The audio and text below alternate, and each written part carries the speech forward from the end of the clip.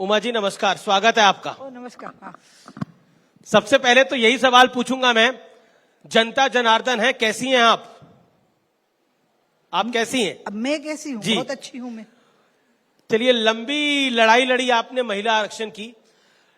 इस सरकार ने यानी नरेंद्र मोदी की सरकार ने, आपकी सरकार ने, भारतीय जनता पार्टी की सरकार ने उसको पारित करा दिया है।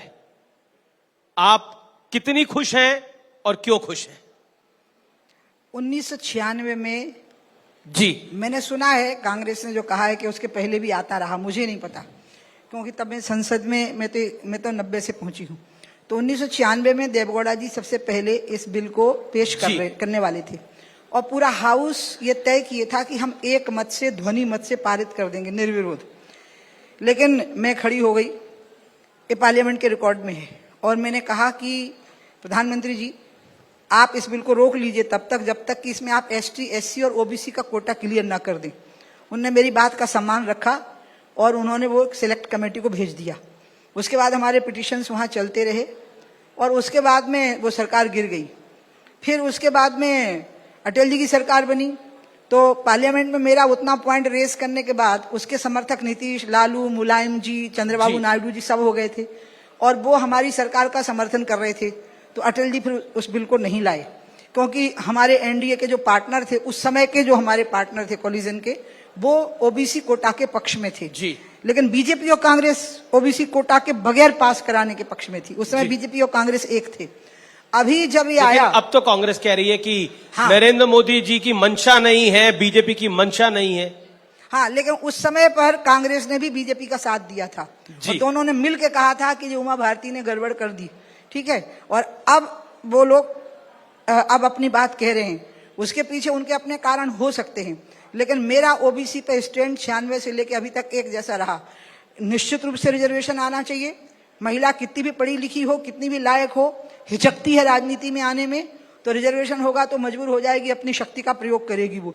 तो आपने मोदी जी को बधाई दी फोन करके? मैंने मोदी जी को ट्वीट करके बधाई दे दी और वो ट्वीट पहुंच गया, लेकिन साथ में ये भी कहा कि खुशी है, स्वीकार है, लेकिन एसटी, एससी और ओबीसी का कोटे के बगैर ये नहीं लागू नहीं होना चाहिए। पारित हो गया।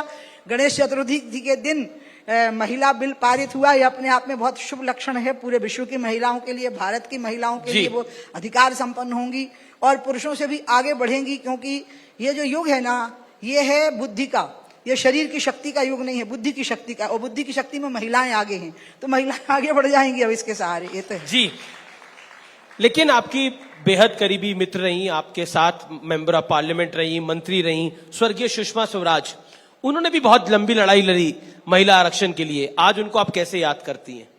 मैं उनको नहीं, हमारी उनकी तकरार थी इस पे, क्योंकि वो कहती थी कि तुम ओबीसी की बात क्यों करती हो, और तुमने बिल में पंगा डाल दिया।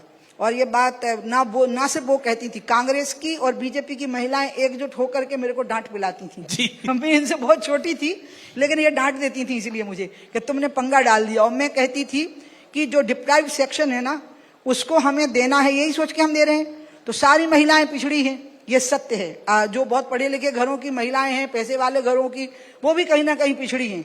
तो सबको मौका मिलना चाहिए, लेकिन वो पिछड़ों में अति पिछड़ी हैं। They are the weakest in the weaker section, इसलिए उनको मिलना चाहिए। क्या आपको लगता है ये पॉलिटिक्स ऑफ कंपल्शन की वजह से आरक्षण का बिल पास हुआ है या फिर कोई और कारण है? मुझे लगता है कि बिल्कुल सही समय पर हुआ। नई संसद है, नई शुरुआत है।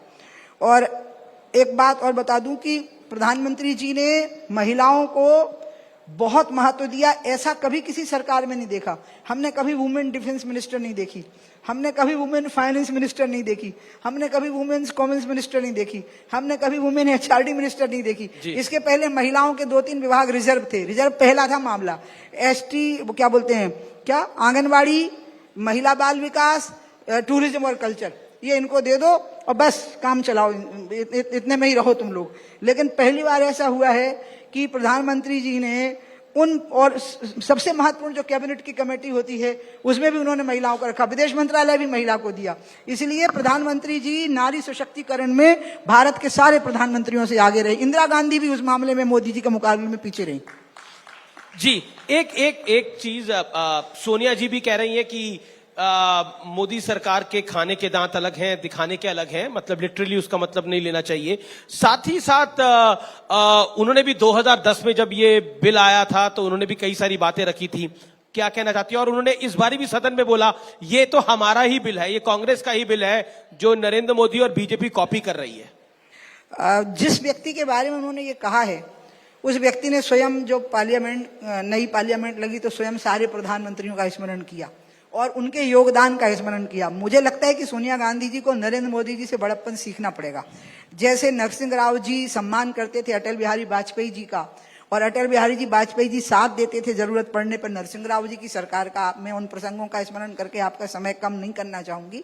इसी प्रकार से मैं चाहती हूं कि सोनिया गांधी और राहुल गांधी को यह समझना पड़ेगा कि नरेंद्र मोदी बहुत ही बड़ा दिल रखने वाले व्यक्ति हैं और वैसा ही बड़ा दिल सोनिया गांधी जी का भी होना चाहिए नरेंद्र मोदी जी के बारे में। केंद्र और राज्य की राजनीति आपने दोनों करी है, क्या आपको लगता है कि तल्खी बढ़ गई है अब पक्ष विपक्ष के अंदर, बीजेपी कांग्रेस के अंदर, बीजेपी विपक्ष के अंदर तल्खी कुछ बढ़ गई है क्या?